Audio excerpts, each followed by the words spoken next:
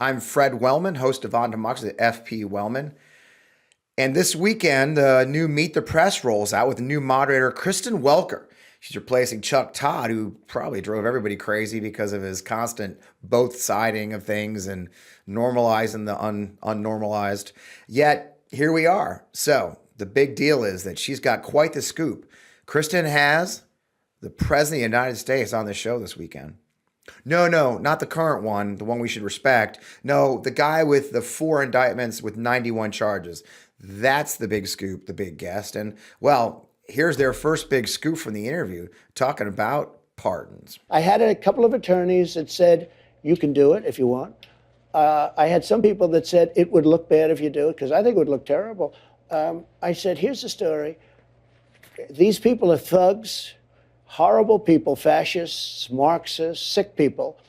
They've been after me from the day I came down the escalator with Melania, and I did a great job as president. People are acknowledged. Great economy, great jobs, great this, great that. Rebuilt the military, Space Force, everything. I could go on forever.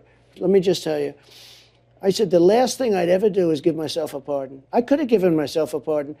Don't ask me about what I would do. I could have, the last day, I could have had a pardon done that would have saved me all of these lawyers and all of these fake charges, these Biden indictments. They're all Biden indictments, political. They indicted, they want to arrest their political opponents. Only third world countries do that, banana republics. So, ready?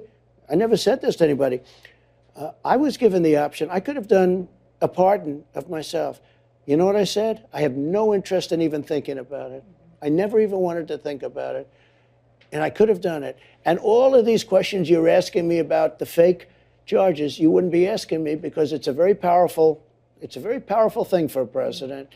I was told by some people that these are sick lunatics that I'm dealing with. Give yourself a pardon, your life will be a lot easier. I said I would never give myself a pardon. Even if you were reelected? In this moment? Well, I think it's very unlikely. What did I do wrong? I didn't do anything wrong. You mean because I challenged an election, they want to put me in jail? Yeah, not a lot of pushback there. And I saw this, and the first thing I thought of was a little news piece that came out just a month ago on August 23rd during the GOP debate in Milwaukee. Politico Playbook came out that morning with this little piece talking about how spotted at Rare Steakhouse in Milwaukee, a very, very fancy steakhouse, was none other than the entire media and Jason Miller, of all people, and other dregs of the Trump campaign, enjoying a rip-roaring, hilarious night while representatives from ABC, CBS, NBC, MSNBC, Washington Post, New York Times, CNN, Bloomberg, and of course our friends across the pond, Daily Mail, we're all in attendance at this 4-star restaurant to enjoy things like, well, I think you can get a wet-aged ribeye cap for a mere $65. Or if you go dry-aged, you get a full ribeye, I think 12 ounces, for just $95. Just a lovely evening. And they were served this delicious dessert, pudding cups, because Ron DeSantis, pudding fingers. That's so funny. And then they also got this free bingo card so they could keep track of all of Ron DeSantis' little ticks and foibles. Like there's things on that bingo card like wipe snot or Fox News saves him. Just so funny that the representatives of our media who are supposed to be telling the truth and keeping us informed decided to hang out with one of the worst people in politics. You know Jason Miller, the guy who slipped an abortion pill into his girlfriend's drink so she wouldn't get pregnant. And let's not forget, the guy who hasn't paid his child support for the kid he had out of wedlock. That's a great guy, and that's who they're whining down with. But I'll tell you what, must have paid off, because 1 month later, guess who the first guest is on Meet the Press? None other than Donald Trump himself. Quite a coincidence. Matter of fact, so it's an interesting interview, and they're running the clips out right now because they're rolling out the big day. And this is what happened this way. As you know, United Auto Workers went on strike this week. And so she asked Mr. Trump about his opinion and where he stands on the auto workers. Let's talk about the economy. And I want to start by talking about this big standoff between the auto workers and the big 3 auto manufacturers. Yeah. My question for you, Mr. President, whose side are you on in this? I'm on the side of making our country great. The auto workers are not going to have any jobs when you come right down to it, because if you take a look at what they're doing with electric cars are going to be made in China. The auto workers are not going to have any. I'll tell you what, the auto workers are being sold down the river by their leadership, and their leadership should endorse Trump. The reason is, you got to have choice. Like in school, I want school choice. I also want choice for cars. If somebody wants gasoline, if somebody wants all electric, they can do whatever they want. But they're destroying the consumer, and they're destroying the auto workers. The auto workers will not have any jobs, Kristen, because all of these cars are going to be made in China. The electric cars automatically are going to be made in China. Yeah, classic Trump word vomit. And lies, most of which aren't true. I mean, an electric car is still built by auto workers, right? I mean, and they're not made in China, okay? And that's what he came up with. Let's compare. Let's do a compare. Let's compare the actual president of the United States, the one who's not under indictment on multiple charges. Let's compare it to his statement today about the United Auto Workers. Auto companies have seen record profits, including in the last few years, because of the extraordinary skill and sacrifices of the UAW workers. But those record profits have not been shared fairly, in my view, with those workers. Just as the Treasury Department has released a report pointing out that the most comprehensive report ever dealing with how unions are good for both union workers and non-union workers and the overall economy. Unions raise workers' wages, they said, incomes, increase home ownership, increase retirement savings, increase access to critical benefits like sick leave and child care, and reduce inequality, all of which strengthen our economy for all workers. That's because unions raise standards across the workplaces and entire industries, pushing up wages and strengthening benefits for everyone. That's why strong unions are critical to a growing economy, and growing it from the middle out, the bottom up, not the top down. That's especially true as we transition to a clean energy future, which we're in the process of doing. Yeah, tell me more about who's got better mental acuity between those two gentlemen. The one who yabbered on for a minute and a half about China, and how they should actually vote for him because he cares about them. Or the guy who laid out a comprehensive discussion of the economic interest of United Auto Workers and our nation. Oh, and by the way, also announced he's sending 2 of his top aides out to Michigan to try and negotiate a deal before this strike hurts more workers or hurts the economy. Yeah, tell me more about Biden's age. But that's not who they covered, is it? Nah, they covered Trump with no pushback and no fact checking, nothing. I mean, it's shocking when Megyn Kelly does an interview with him and pushes back harder on him than Kristen Welker on Meet the Press. But here's my favorite part.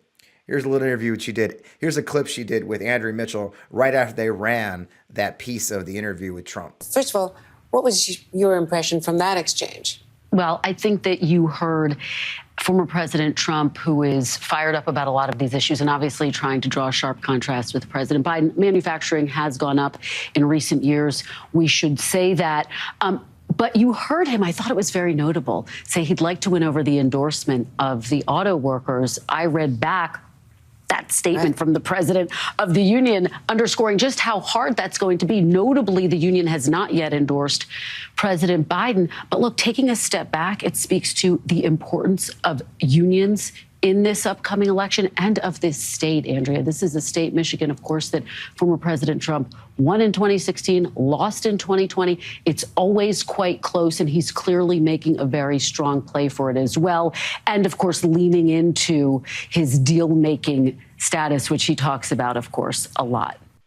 What'd you see in there? Normal, right? Just normal treatment, both sides coverage of a man who's under indictment for multiple crimes, who led a crowd, encouraged a crowd to attack our Capitol. You know, talk about his deal making. All good fun, everybody laughing and having a good time. They don't care that he wins or loses as long as they get the ratings and people watch, put their eyeballs on the show. That's the danger right there. That's the danger that both sides journalism. And not one of them, you know, what's really interesting to me too is I actually Googled that story. And there's a couple of news hits about that piece. You'll see, here's some of the clips. You see Mediaite, you see Esquire, you see even Daily Wire, because the right was mad that Trump was hanging out with the left-wing media because, Fox News, OAN, Newsmax, they weren't there. No, it was just the standard, what we call the mainstream media. Everybody hated it. But you know what? Not one of those reporters could I find said something about why they were there. And here's what the thing. So a little of my background, I ran a public relations firm for 10 years. And before that, I was a spokesman for the United States Army. I spent time sitting in background and off-the-record briefings with the media. We would bring them over to our command in Iraq. I'd give them lunch. We'd talk about the situation and send them on their way. Those reporters are going to tell you this was newsworthy. This is a newsworthy event, getting to meet with the Trump campaign because, they weren't participating in the debate. They're going to tell you that I wouldn't be surprised at all if you find out they're going to say they paid for their own dinner. Their organization paid for that fancy dinner because they didn't want to be unethical. Not aware of how it just looks bad. If you look carefully at those pictures I showed you earlier, if you look behind the pudding, behind the bingo card, you're going to see pictures of a briefing they were given, bashing pictures of Hunter Biden from his laptop and bashing President Biden. Yep, handouts are great. We're not being served by our media by any stretch of the imagination. And I wouldn't give them the clicks if I were you. That's why we try to tell the truth here at MeidasTouch Network. You know where we stand.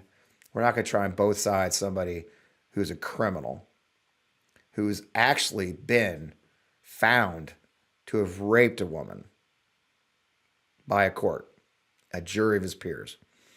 That's who Donald J. Trump is, not the leading nominee of the Republican Party who has to be treated with respect so that we can continue to, interview him and have access. And, Fred, it's just how it is. The voters love him because they're so busy trying to normalize Donald Trump as just another political candidate and not telling the truth that he has multiple criminal indictments against him.